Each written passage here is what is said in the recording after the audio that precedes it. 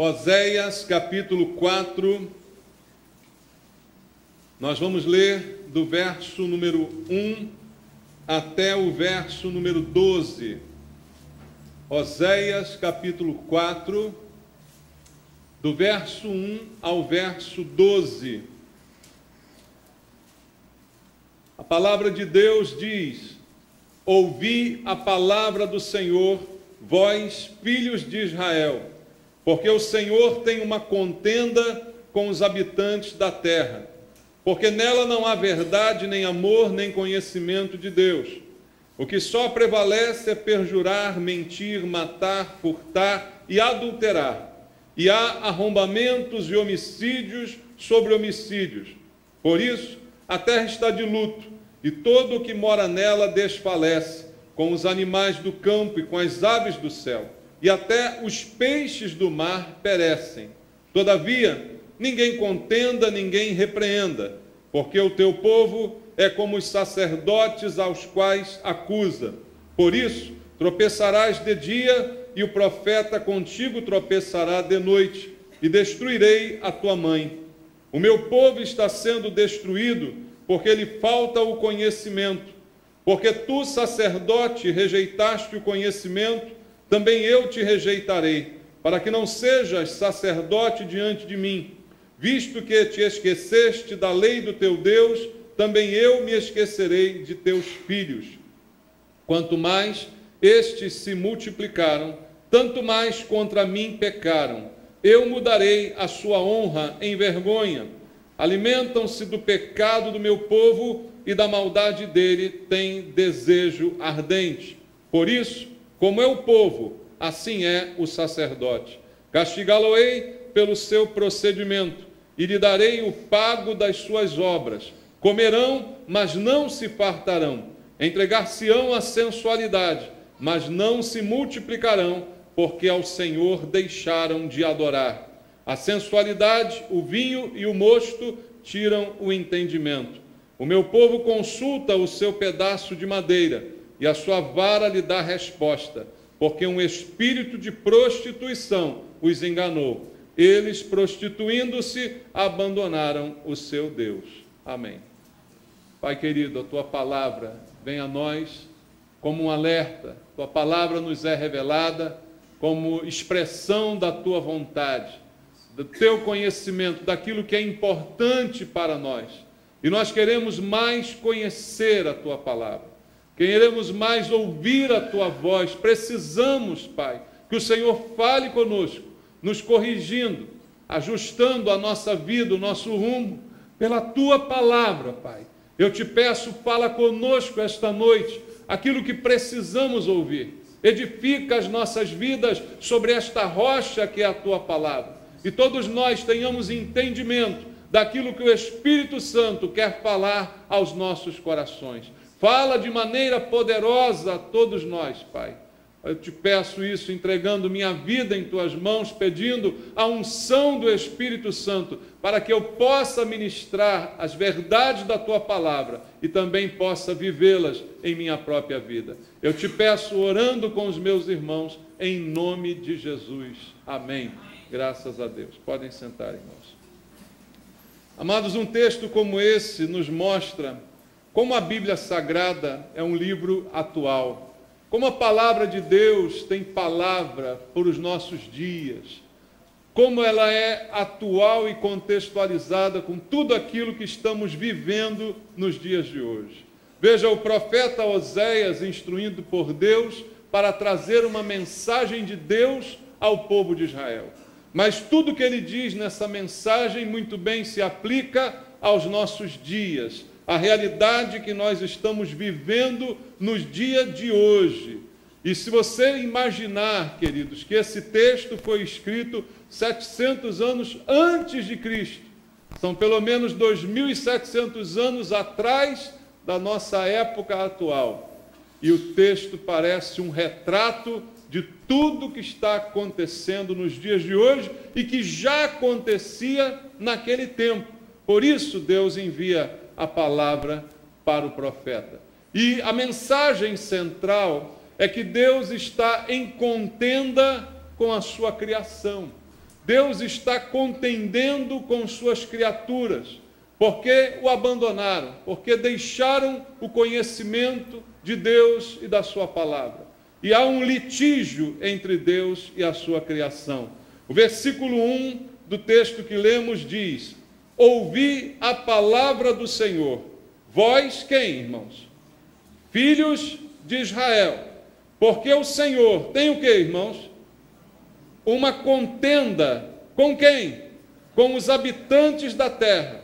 Porque nela não há verdade, nem amor, nem conhecimento de Deus. Veja, o profeta inicia a sua profecia dizendo que Deus tem uma contenda, um litígio, um desentendimento com os moradores da terra. De uma maneira geral, ele está dizendo que Deus está em litígio contra estes. Por quê? Porque na terra não há verdade, não há amor, nem conhecimento de Deus. Falta verdade. Não é a realidade que estamos vivendo hoje, irmãos. A verdade que faltava há 2.700 anos atrás é a verdade que ainda falta hoje, no relacionamento entre as pessoas. Como a mentira se tornou algo comum no nosso meio. A mentira, as fantasias, as falsidades.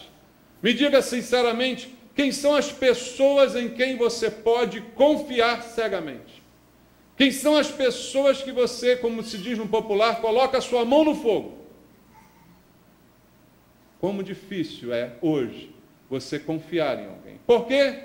Por causa da mentira, por causa da falsidade, por causa de tudo isso que está se tornando cada vez mais comum no mundo em que vivemos.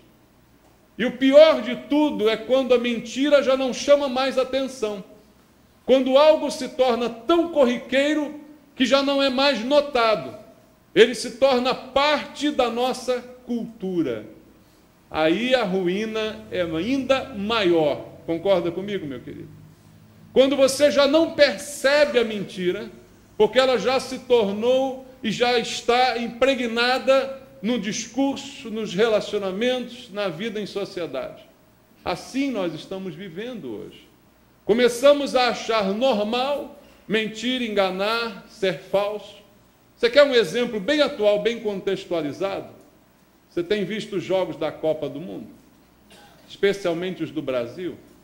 Isso é mania de brasileiro? Você já viu quando alguém nem encosta no jogador, ele cai com a mão no rosto, se contorcendo todo, como se alguém tivesse dado uma surra nele? Já viu isso? Como é que é o nome disso, irmão? Mentira. Como é que é o nome disso? Falsidade. Como é que é o nome disso? Engano. Qual o objetivo disso? Trair a regra do jogo. Fazer com que o juiz marque alguma coisa que não aconteceu para beneficiar o seu time. E nós aplaudimos isso, nós achamos isso bonito. Nós nos acostumamos com isso. Essa é a realidade que nós estamos vivendo nos dias de hoje, como há 2.700 anos atrás. Um mundo de mentira, de fantasia, de falsidade, em que a gente já não se espanta mais com esse tipo de comportamento. O texto diz que a contenda de Deus é porque não há amor. Da mesma forma que não há verdade, não há amor. O amor está secando. As pessoas estão secas, distantes, insensíveis, preocupando-se apenas consigo mesmas e cada vez mais frias a qualquer tipo de sentimento. E por causa de quê?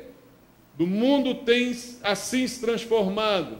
O amor está esfriando, como a Bíblia já previa. Jesus disse: será que quando voltar o Filho do Homem, ele ainda vai achar sobre a terra algum tipo de relacionamento saudável, algum tipo de amor? Como isso está se impregnando? E por que o amor tem esfriado e nos tornado insensíveis? Porque cada vez é mais comum a exposição da violência. Se a exposição da violência é comum, eu começo a me acostumar com ela. Alguns anos atrás, quando você viu uma cena de violência, você ficava constrangido, você ficava retraído, você ficava doído. Hoje não há mais isso, não provoca mais isso, porque a televisão mostra a todo momento, a internet mostra a todo momento, a maioria dos vídeos compartilhados no Facebook mostram o quê? Violência, sofrimento, gente perdendo braço, perdendo perna, perdendo cabeça, gente né, sendo esquartejada, a gente sendo maltratada, esculachada, e a gente vai assistindo aquilo ali e vai se tornando algo cotidiano. Nossa sensibilidade vai diminuindo a cada dia. Já não nos espantamos mais com uma cena cruel, porque a nossa sensibilidade está sendo afetada dia a dia e nós não estamos percebendo. E essa é a razão de Deus ter uma contenda com os habitantes da terra. E diz mais o texto no verso 1 que também não há conhecimento de Deus. Cada vez mais longe de Deus o povo está e cada vez mais ignorante a respeito de Deus. As razões da contenda são as mesmas de 2.700 anos atrás. Falta de verdade, falta de amor e falta de conhecimento de Deus. Até se fala em Deus, se fala muito em Deus, especialmente no Brasil. Deus foi o nome mais invocado na Copa do Mundo, não, né? Meu Deus, esse pênalti. Meu Deus, a bola na trave. Não foi assim que aconteceu? Ah, meu Deus, não deixa entrar. É o nome mais invocado, mas é o nome menos conhecido. Não é verdade, irmãos? Talvez seja até estudado, mas teologia não traz conhecimento de Deus, por mais estranho que isso pareça.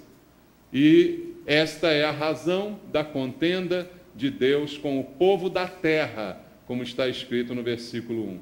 E qual a consequência? Versículo 2 e versículo 3. O que só prevalece por causa desse problema é perjurar, mentir, matar, furtar, adulterar, arrombamentos, homicídios sobre homicídios.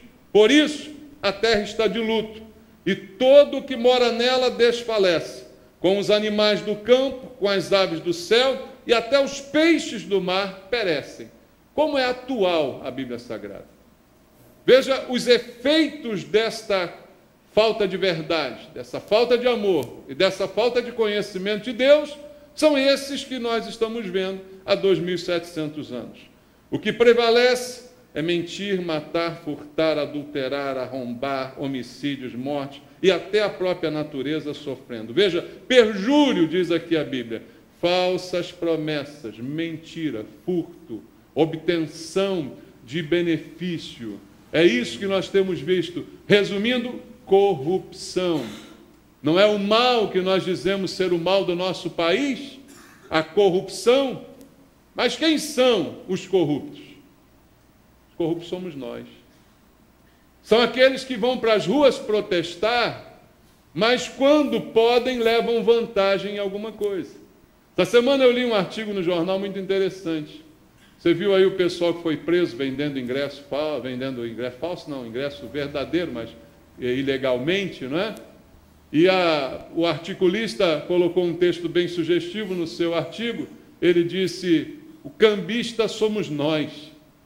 Porque esses estão agora sendo presos e tal e coisa. Mas nós, quando temos a oportunidade, fazemos também, para obter um lucro fácil. Então nós criticamos aquilo que nós praticamos. Esse é o nosso perjúrio, essa é a nossa mentira, mortes, homicídios, tudo isso tem acontecido como nós temos visto, e a Bíblia está dizendo para nós, a Bíblia cita aqui, adultério. Tem coisa mais em moda hoje do que adultério, irmãos? Pensa comigo. Tem coisa mais em moda do que adultério.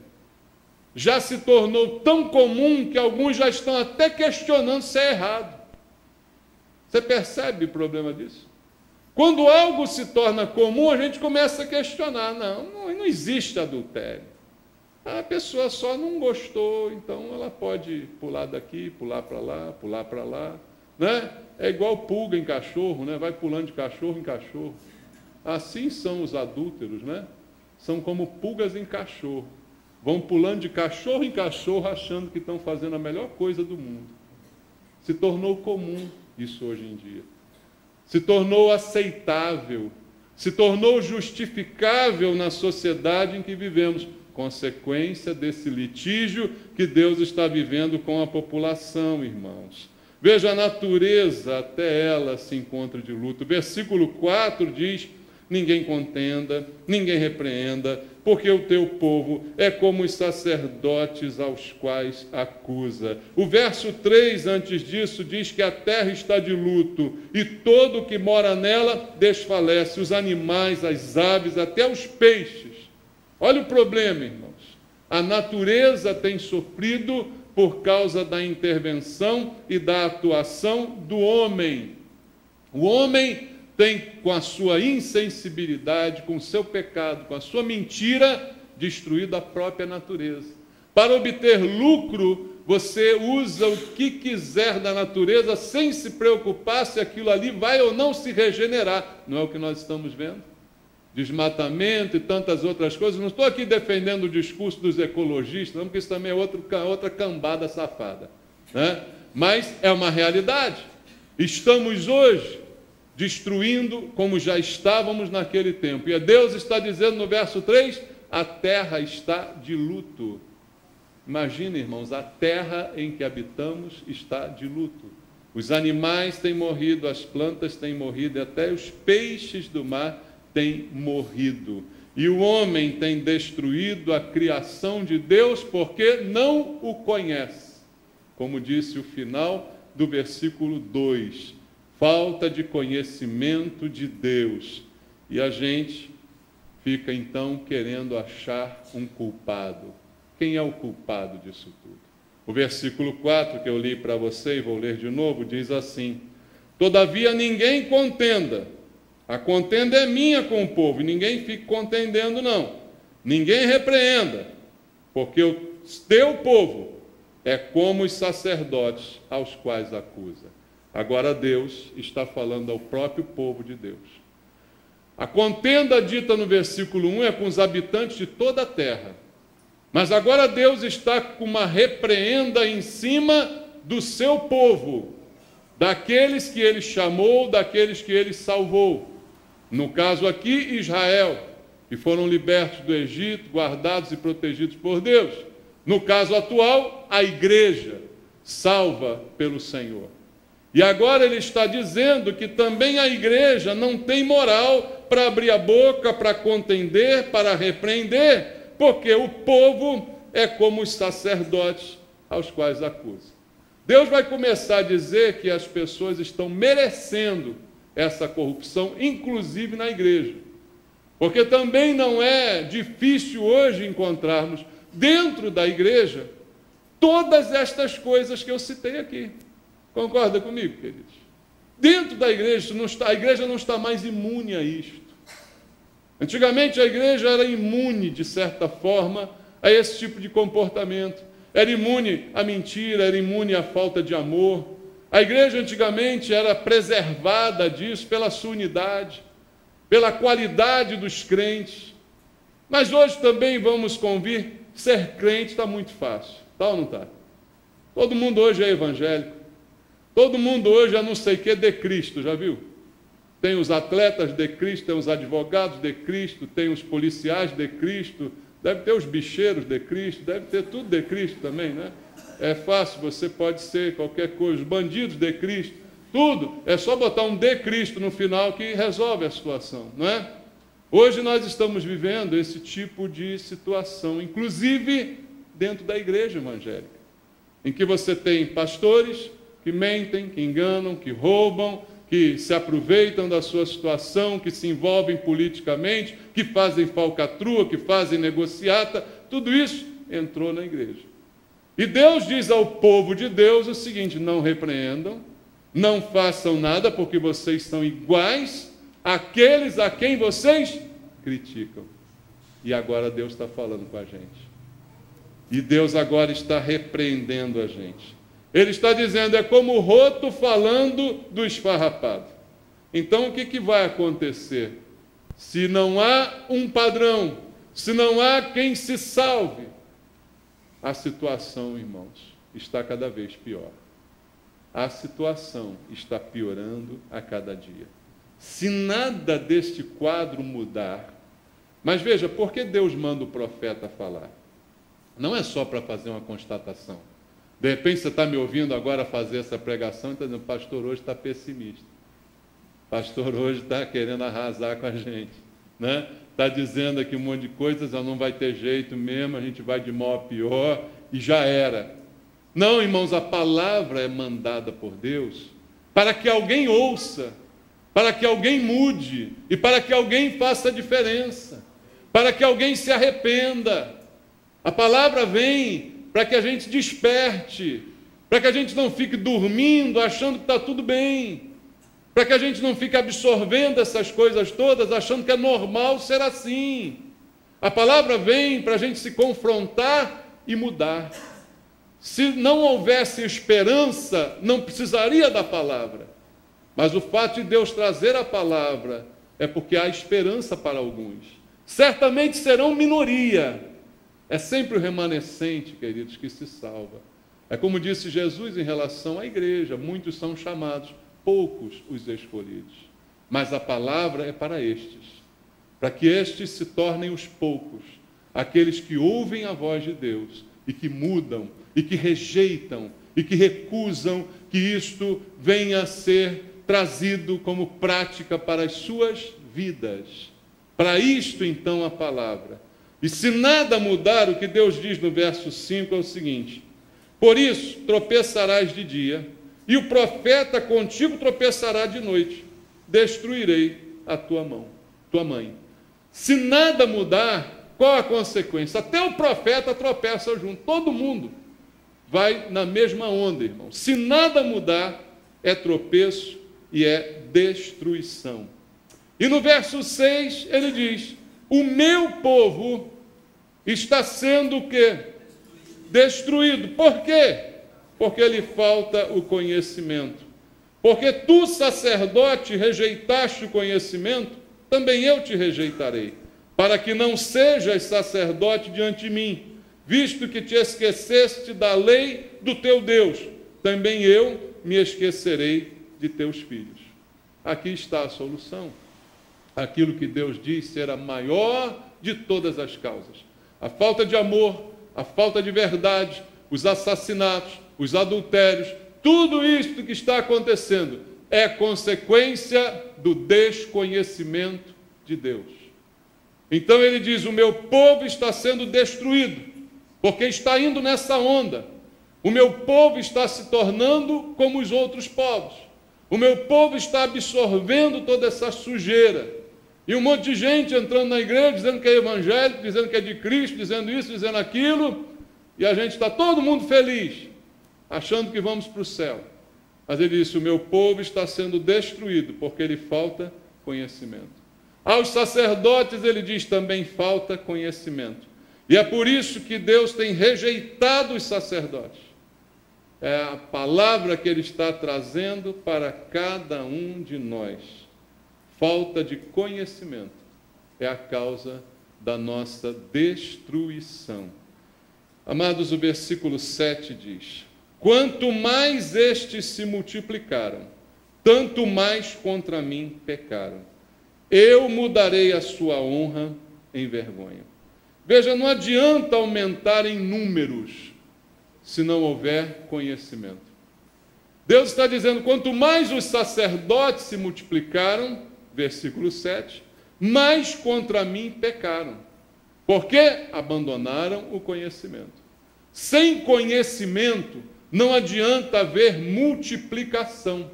E este tem sido um problema para a igreja hoje. Este tem sido um choque para nós hoje, irmãos. Por quê? A gente chega a dizer que a igreja de Jesus está crescendo, especialmente num lugar como o Rio de Janeiro, como o Brasil. O Brasil está aí na expectativa de querer se auto-intitular um país evangélico. Deus nos livre disso. Mas é o que tem acontecido. Multiplicação. Mas ao mesmo tempo que há uma multiplicação de pecado também. Porque não é uma multiplicação acompanhada de conhecimento. Há um crescimento, mas sem conhecimento. Então é pecado sobre pecado. É exatamente esse quadro que Deus via lá e que nós estamos vendo hoje aqui. Nunca a igreja esteve tão vazia de conhecimento. E as pessoas tão desinteressadas de conhecimento. Nós queremos dizer que somos evangélicos, queremos usar roupas evangélicas. Nós temos a marca gospel, tem isso? Eu uso uma calça comprida gospel. Outro dia eu falei para vocês aqui, eu vi um restaurante gospel, então você pode comer uma comida gospel, você pode comprar um sapato gospel, você pode, né, usar tudo gospel. A sua Bíblia, você tem milhares de modelos para escolher, com a capa de tudo que é cor, de tudo que é tecido, né? Há um mercado todo em torno disso, há um crescimento absurdo disso, comercialmente muito grande, as gravadoras ganhando rios de dinheiro, os caras lançando CDs aí adoidado, cantando mal para burro, letras que não têm nada a ver com a Bíblia, mas está ótimo, porque é gospel. Irmãos, eu duvido até dos jogadores da seleção brasileira que dizem que são crentes. Tá bom? Porque na hora chega para lá, grita um palavrão e a TV mostra. Né? Então, não vem com essa.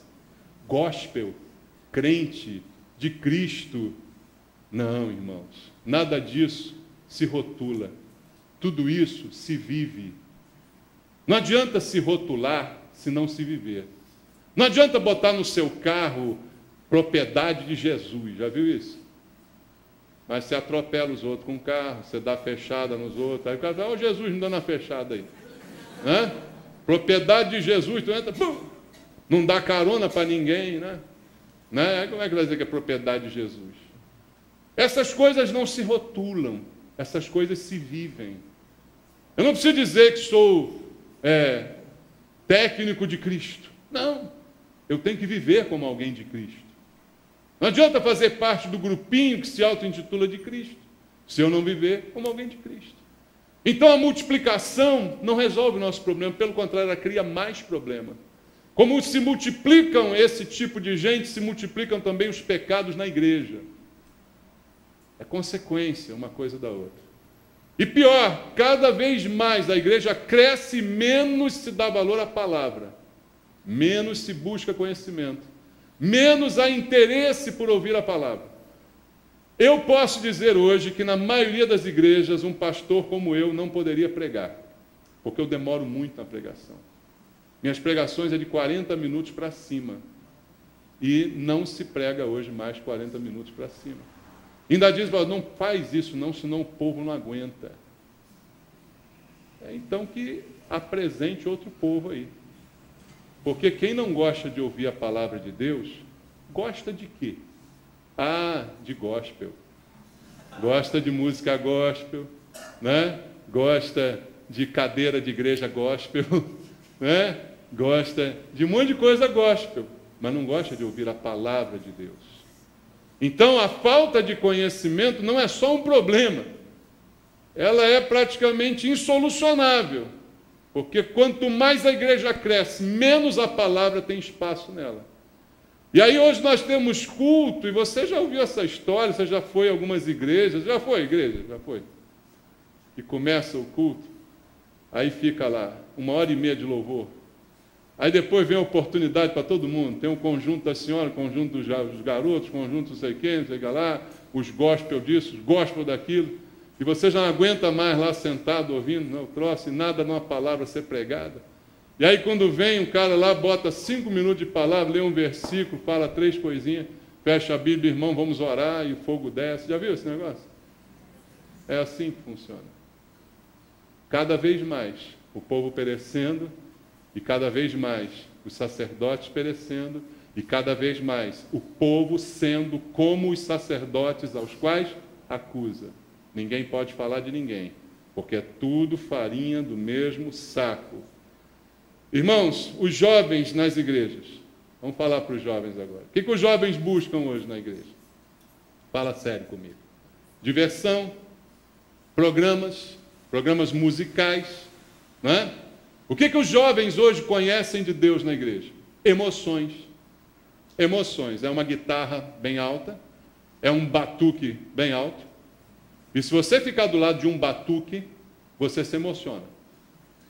Você pode ser o crente mais crente do mundo. Se você ficar do lado da bateria de Padre Miguel, Quando ela estiver entrando na avenida, você se emociona. Não é porque você está em pecado, é porque música tem poder. Música é instrumento de manipulação. Você não sabia disso, não? Música é instrumento de manipulação. Então você pode ser o cara mais santo do mundo. Se tiver uma bateria aqui de escola de samba tocando, aquele bum, bum, bum, bum, bum, bum, bum, aquilo começa, bum, as emoções começam a fluir dentro de você. E isso no meio gospel também acontece. O cara dá um sentir a presença hoje. Sentir a presença das notas musicais todinha. Dó, ré, mi, fá, sol, lá, si. Está tudo aqui, ó. É isso que a gente quer hoje. Conhecimento, não, ninguém quer. Escola bíblica, vazia. Vazia. Escola bíblica, não vou. Para quê? Não preciso. Preciso de escola bíblica, eu sei guitarra. Não preciso aprender nada, já sei tudo. Não é assim que está acontecendo? Mas isso somos nós. Iguaizinhos aos de fora. Iguaizinhos aos sacerdotes a quem acusamos. Em busca de emoções e não em busca de conhecimento. Se nós tivermos um culto aqui, por exemplo, domingo que vem de manhã, 10h30, eu digo, gente, hoje nós não teremos louvor, nós vamos ficar aqui, eu vou fazer igual Esdras, vamos fazer assim, o culto vai começar às 6 da manhã, eu vou fazer igual Esdras, eu vou começar a ler a palavra às 6, vou terminar meio-dia. Você já viu na Bíblia, no livro de Esdras, um dia que Esdras fez isso? Começou a ler às 6 da manhã, terminou ao meio-dia. E o que o povo fazia? Chorava enquanto ele lia. O povo chorava, não de raiva, não. Chorava de presença de Deus. Estavam sedentos por ouvir aquilo. Hoje, não dá, pastor, isso aí não dá não. Se não tiver um remeleixo aí, não vai, né? Não rola. Não rola. E é assim que nós estamos hoje. E os sacerdotes, irmãos, são iguaizinhos. E quem são os sacerdotes? Pastor. Também o pastor. Mas se você olhar e contextualizar, no Novo Testamento a Bíblia diz que todo crente é um sacerdote. Os sacerdotes somos todos nós. Todos nós somos sacerdotes, nação santa, povo de propriedade exclusiva de Deus, sacerdócio real. Nós todos somos o sacerdote. E aí, como é que fica isso? Fomos chamados para proclamar as virtudes. Estamos proclamando as virtudes ou estamos proclamando sei lá o quê? Por falta de conhecimento, o meu povo está sendo destruído. E ao invés disso, o que muitos têm feito, versículo 8, olha só, alimentam-se do pecado do meu povo e da maldade dele têm desejo ardente. Há muitos fazendo isso, se alimentando do pecado e desejando o pecado.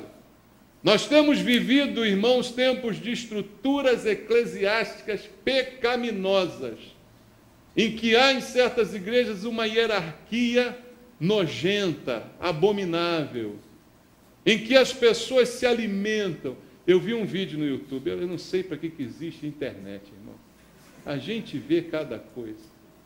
Eu vi um vídeo no YouTube, não vou falar o nome da denominação, porque não adianta, porque não é a denominação, não quer dizer que toda a igreja se chama assim, é assim como eu vi lá.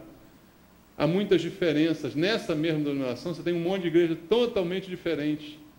Mas o que mostrava o vídeo era uma igreja reunida em uma assembleia, não é uma assembleia, era um culto. Mas havia um novo pastor sendo empossado, porque o pastor que dirigia aquela igreja estava sendo destituído. E aí chegou uma equipe da sede para dizer, olha, a sede se reuniu e decidiu trocar esse pastor aqui, porque ele não está de acordo com a sede. Então quem vai assumir agora é o pastor fulano. Aí os membros da igreja se revoltaram, a mulher levantou, não, isso aqui não é assim não, que negócio é esse? Não pode ter isso não, porque essa igreja aqui não tinha nada, ela dizia, essa igreja aqui era uma bagunça danada, essa igreja não tinha nada formado, não tinha escola bíblica, não tinha nada. Esse homem chegou aqui em 5 meses, ele fez essa igreja uma igreja viva. A igreja não tinha membro nenhum, agora a igreja está cheia de membros. Agora a gente tem escola dominical, agora a gente tem isso, tem aquilo, tem aquilo outro. mas a politicagem da sede quis tirar o homem. Aí uma bagunça, está no YouTube para todo mundo ver, irmãos. Está lá no YouTube. Culto de domingo na igreja, o pau quebrando, porque os homens da sede vieram tirar o pastor e os membros, não vai tirar não. Aí o cara vai empossar, todo mundo da igreja se retirou, o cara ficou sozinho lá, empossou o outro, fala, agora faz uma oração. Aí o cara ora, com a igreja vazia. É o fim do mundo. Tinha alguma dúvida de que é o fim do mundo? Pois agora pode se convencer de que é o fim do mundo. Mas o pecado tem alimentado gente. Tem gente se alimentando de pecado. Pastor presidente dessa dominação, de uma das vertentes dessa dominação, é maçom grau 33, é um bandido. É um cara mafioso. Está lá, sendo o dirigente, manda prender, manda matar, manda arrebentar os outros. E agora, irmãos, é o que Deus estava anunciando aqui há tanto tempo. Versículo 9. Por isso, como é o povo, olha que desgraça, assim é o sacerdote. Castigá-lo-ei pelo seu procedimento e lhe darei o pago das suas obras. O problema é este. Como é o povo, assim é o sacerdote. Você pode ter ficado horrorizado com essas coisas que eu te contei aqui. Mas por que essas coisas acontecem? Porque um povo suporta esses caras. Porque um povo apoia estes caras. Assim é o povo, assim é o sacerdote. Ninguém pode falar de ninguém. Como eu digo várias vezes aqui, só existe falso profeta porque existe falso crente no nosso meio hoje. Então o povo é que sustenta essa corja. Essa corja anda por aí enganando, porque há pessoas que sustentam, que bancam isto, irmãos. E Deus está em litígio com esse povo, com essa terra e também com esse tipo de gente. E qual a consequência disso? Versículo 10 diz assim: comerão, mas não se fartarão. Entregar-se-ão à sensualidade, mas não se multiplicarão, porque ao Senhor deixaram de quê? De adorar. A consequência é vazio, é falta de sentido para a vida. Comem, mas não se saciam. Entregam-se à sensualidade, mas não se multiplicam. É um vazio existencial. Hoje esse vazio que antes era exclusividade do mundo está dentro da igreja. Existem pessoas que se dizem crentes, mas estão vazias por dentro, porque são improdutivas, porque não tem moral, não tem nada desses atributos que a Bíblia diz que nós deveríamos ter. Então, vazio e falta de sentido, come, não se farta, uma ansiedade, uma inquietação. O exemplo é esse: você come, come, come e nunca fica satisfeito. Além de ficar gordo, isso denota outro problema: ansiedade. A gente vive hoje no mundo da ansiedade. Todo mundo ansioso, crente ansioso, quer tudo para agora. Deus tem que dar, se não der eu vou embora. Não aguento esperar, não espero em Deus nada, eu quero tudo aqui agora. Se não for assim é porque essa igreja é fraca. Eu quero ela quer que me dá tudo que eu quero na hora que eu quero. Ansiedade. Come e não se sacia, come e não se farta. Sensualidade, diz o versículo 10. Irmão, sensualidade, antigamente era uma coisa que você via no mundo, que você via na televisão, no carnaval, nos inferninhos. Hoje você vê na igreja, nas adolescentes, se vestindo sensualmente para atrair os garotinhos da igreja, fazendo pose no Facebook com a linguinha para fora. Você vê isso hoje ou só eu que vejo? Sou maluco? A gente vê. Mas quem são esses sensuais? São nossos filhos, não é o filho dos outros, não. São os nossos, da igreja. E quem é o pai? O pai e a mãe, aquele que acha que bonitinha, minha filhinha, olha lá como é que ela está, tchutchuca. Em vez de dar-lhe uma bolacha, não é? A gente elogia, é bonitinho, olha meu garotão como está malhado, está saradão, olha lá se exibindo no Facebook. Dá-lhe uma coça em nome de Jesus. Uma coça em nome de Jesus faz um bem danado, irmão. Sensualidade, sem satisfação. Sensualidade, mas tudo vazio, tudo em crise, cheio de adolescente em crise, com falta disso, com falta daquilo, porque vê os outros fazendo, quer fazer também, cheio de falta de identidade. É isso que nós estamos vendo hoje, Deus está alertando na palavra. E por quê? Versículo 10 diz, por quê? Porque ao Senhor deixaram de adorar, irmãos. Ao Senhor deixaram de adorar. Essa é a razão. Veja, adorar. Não é louvar, não. Louvor tem muito, está faltando adoração, irmãos. E adoração não é só com música. Adoração é com vida, com comportamento, é com opção. É ver todo mundo fazendo e não querer fazer, isso é adoração. Você acha que adorar é só ficar de joelho na igreja, abrir os braços, daí deitar no chão, se esparramar? Oh, meu Deus! Adoração, quando alguém te oferecer uma propina, uma falcatrua, você não participar. Não é quando alguém te oferecer uma oportunidade de ganho fácil, você não ir. Quando alguém te oferecer uma prostituição, você não aceitar. Quando alguém te oferecer sensualidade, você recusar. Isso é adoração, irmãos. E o que está faltando é a adoração. E o versículo 11. A sensualidade, o vinho e o mosto tiram o quê? O entendimento. Aí você percebe que é um ciclo vicioso. A falta de conhecimento provoca tudo isso. E tudo isso impede o entendimento. Ou seja, Tostines é fresquinho porque vende mais ou vende mais porque é fresquinho? Ninguém sabe. É um moto contínuo. O que causou isso aí? Uma coisa puxa a outra, irmãos. A falta de conhecimento está lá, o povo perece. Mas a sensualidade, o vinho, o mosto, essa farra toda, tira o entendimento. Então não há esperança. Então é difícil consertar. A única esperança é alguém acordar. Vamos acordar, igreja.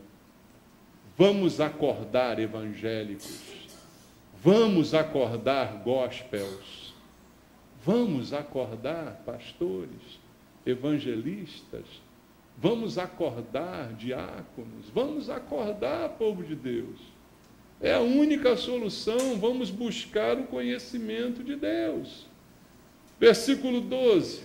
O meu povo consulta o seu pedaço de madeira, a sua vara lhe dá resposta, porque um espírito de prostituição os enganou. Eles, prostituindo-se, abandonaram o seu Deus. Você percebeu que agora, até o final da mensagem, Deus começa dizendo que a contenda é com toda a terra. Depois ele foca a contenda no seu povo. E foca só no seu povo. E aqui no final ele está dizendo, o meu povo se prostituiu. Olha o problema que nós arrumamos. Prostituição. Não do ímpio, mas do povo de Deus. Não do descrente, mas daquele que se diz crente. Qual a saída, irmãos? Só há uma saída. Voltemos para o Senhor. Voltemos para a adoração. Voltemos para o conhecimento. Eu fico à vontade de dizer isso numa quarta-feira, porque você, crente que vem quarta-feira, você é crente mesmo. Sabia disso? Sabia que você já é uma classe superior de crente? É. Porque a maioria só vem domingo, irmãos. Sabia disso? Você está num nível maior. Você vem quarta-feira. Há esperança para nós. Há esperança. Há esperança porque você está aqui hoje ouvindo a palavra. Porque nós estamos buscando o conhecimento de Deus. Nós não estamos nos conformando com a burrice crônica. Nós estamos querendo mais intimidade, mais conhecimento, para no final adorar mais. Busque a Deus com amor, se volte para a adoração e com conhecimento de Deus, para que você seja um instrumento de Deus contra tudo isso que está aí estabelecido. Que Deus use a sua vida e a minha, em nome de Jesus. Amém? Vamos louvar ao Senhor. Louvado seja Deus. Louvado seja o nosso Deus. Rei da glória, Louve a Ele. Vindo com o seu poder, a terra vai estremecer.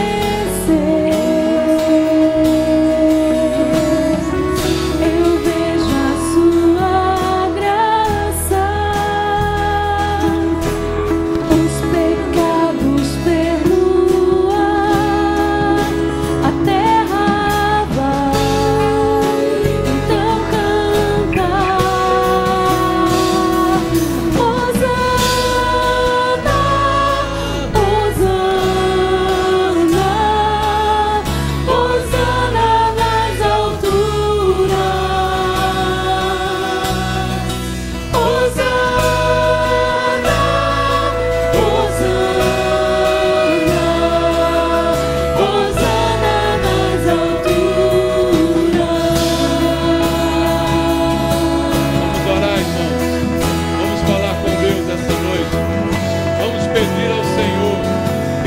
Cada vez mais conhecimento e nos traga cada vez mais para perto. Mas a decisão é nossa. Somos nós que temos que buscar ao Senhor. A Bíblia diz: buscar-me-eis e me achareis, quando me buscardes de todo o vosso coração. Dê todo o seu coração para Deus. Coloque Deus em primeiro lugar, e todo mais Ele vai acrescentar. É o que diz a Bíblia Sagrada. Busque-o em primeiro lugar. Busque conhecer mais de Deus. Não se conforme com a ignorância, para que você seja livre de ser um destes acusados pela palavra de Deus. Pai, guarda o nosso coração, meu Deus. Livra-nos desse mal, Pai. Dá-nos entendimento e conhecimento. Queremos amar a Tua palavra, Pai. Queremos amar ouvir a Tua voz. Queremos dar ouvidos à Tua palavra. Queremos mudar o nosso comportamento, Pai. Queremos mudar a nossa vida. Ajuda-nos, Senhor, com a ajuda do Espírito Santo, para que possamos viver de maneira diferente, meu Deus. Não para ser melhor do que ninguém, mas apenas para Te adorar, Senhor. Leva-nos a Te adorar de verdade, dia a dia, com nossas vidas, com nosso comportamento. Abençoa a igreja, abençoa Teu povo, traz a verdade, tira a mentira, tira o engano, tira o adultério, em nome de Jesus, Pai. Abençoa a igreja, em nome de Jesus. Levanta aqui uma geração de crentes verdadeiros, Senhor, e fiéis a Ti, meu Deus, em nome de Jesus, em nome de Jesus. Louve ao Senhor. eu vejo um povo eleito, assumindo seu lugar, pra sua fé compartilhar. Eu vejo avivamento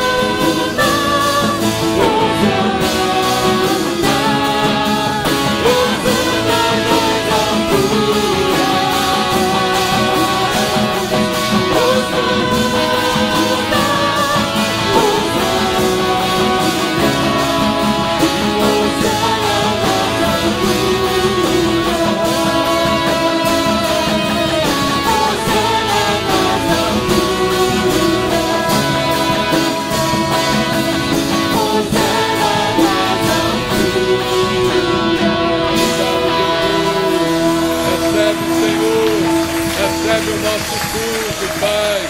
Seja glorificado, exaltado em nome de Jesus. Louvamos ao Senhor.